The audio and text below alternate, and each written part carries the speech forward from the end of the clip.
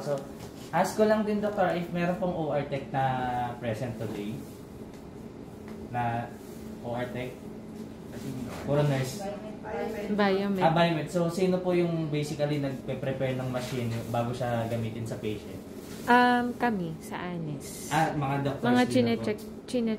system check. Test, yung yes. ito po, yung system check po. Kayo na rin yan, Doctor, na gumagawa nun. Okay, sige po. That's good po and nice to hear. Kasi some other hospitals, OR Tech yung naggagawa nun. Pero regardless, ayan. So, good morning po sa inyo ulit. So once again, so thank you for having us here para po mag-conduct po ng retraining or refresher training sa ating pong Atlan A300. So,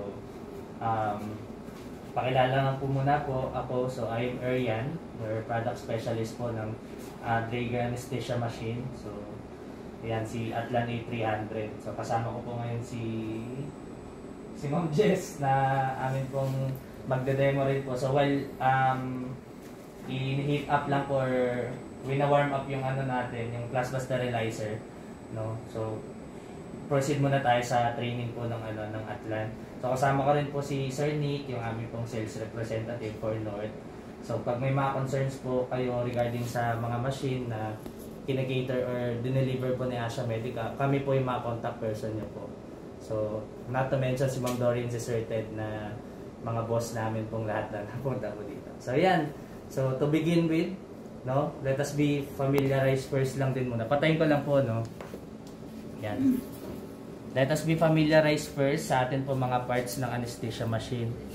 So while waiting for the unit to shut down, so simulan ko na po.